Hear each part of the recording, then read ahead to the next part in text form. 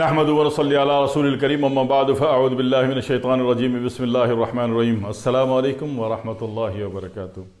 گاؤ زبان کے متعلق بہت احباب نے پوچھا، برگ گاؤ زبان کے پتے، تو اس کے فائدے بڑے عجیب ہیں کائنات میں اور بڑا عجوبہ غروبہ بھی ہے۔ دوسری بات ہے کہ تمام بر اعظم میں پایا جاتا ہے، کوئی ایک بر اعظم میں ایسا نہیں ہے جہاں پہ گاؤ زبان نہیں پایا جاتا۔ گاؤ زبان کے پتے بڑے سے ہوتے ہیں، گائے کی زبان سے تشبیہ دی جاتی ہے کہ گائے کی زبان جیسا ہوتا ہے، اس لیے گائے کی گاؤ زبان کہا جاتا ہے، لیکن میں نے آج تک گائے کی زبان دیکھی نہیں ہے کہ ایسی ہوتی بھی کہ نہیں ہوتی۔ بہرحال کھدرا سا پتا ہوتا ہے، اس میں دانے دانے جیسے ہوتے ہیں اور ہر پنساری سے بآسانی دستیاب ہو جاتا ہے۔ اس کا یوزیج جو ہے نا وہ بہت زبردست ہے، بہت قیمتی ہے۔ گاؤ زبان کے پتے آپ نے پنساری صاحب سے پسوا کے رکھ لیے گھر میں۔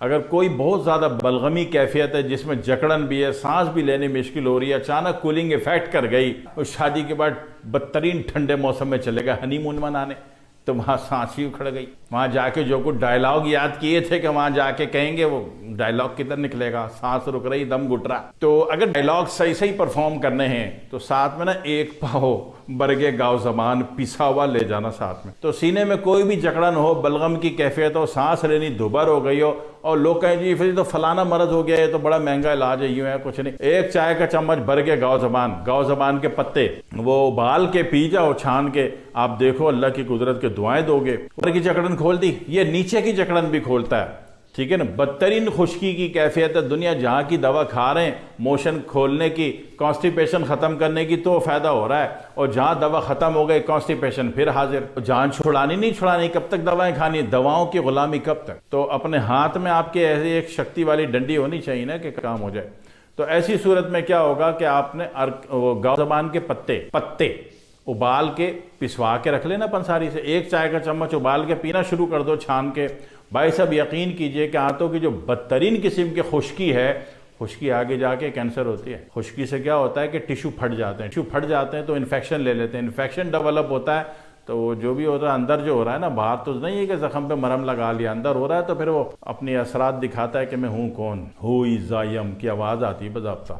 تو لہٰذا ایسی صورت میں جب خشکی کی کیفیت بہت زیادہ ہے تو آپ نے گاؤ زبان کسی بھی ٹائم لے لو، صبح نہار منہ لے لو، دوپہر کو لے لو، شام کو لے لو، رات سوتے وقت لے لو۔ یہ اعصابی ہے، اعصابی مقوی 6 نمبر ہے، اعصابی مقوی 6 نمبر، سردی ہو گرمی ہو کوئی بھی موسم ہو اس میں لے سکتے ہیں، اور صبح ہو دوپہر ہو شام ہو رات ہو لے سکتے ہیں۔ شادی میں جا رہے ہو، موت میں جا رہے ہو، میت میں جا رہے ہو، منگنی میں جا رہے ہو، لے سکتے ہیں، ٹھیک ہے، ہر حال میں لے سکتے ہیں۔ تو ایک چائے کا چمچ ابال کے نا، لمبا چوڑا کام تو نہیں ہے۔ تو اوپر میں اگر پھیپڑوں کی جکڑن تھی، سانس کی نالی کی جکڑن تھی تو بھائی صاحب محترم وہ کھل گئی ایک ہی خوراک سے۔ اور کوئی بہت زیادہ جلدی اور آپ حکیم صاحب ہو، طب کو سمجھتے ہو، تو تھوڑی سی کالی مرچ کا پاؤڈر منہ میں رکھ کے پھر پی لینا اس کو، ہو دعائیں دو گے، ہوا کیا۔ دوسری بات نچلے دھڑ کی خشکی تھی وہ بھی بتا دی کہ جناب علی وہ ختم ہوگا۔ تیسری بات یہ ہے کہ آپ دنیا میں کوئی سا بھی ویٹ لاس کا نسخہ استعمال کر رہے ہوں، آپ چاہ رہے ہو کہ یار بہت سارے نسخے کیے، ابھی یہ بھی کر رہے ہیں، یار رزلٹ بن جائے، جان چھوٹے یار، بہت سارے تجربے ہو گئے زندگی میں ویٹ لاس پہ، ٹھیک ہے نا۔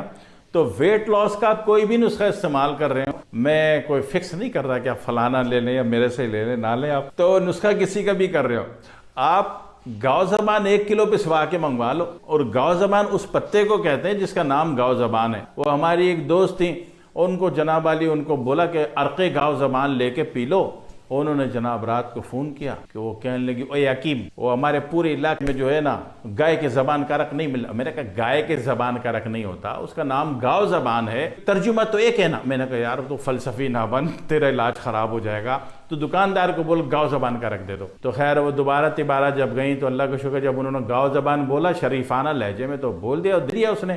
ابھی گائے کے زبان کا رکھ دکان والا کدھر سے لائے گا؟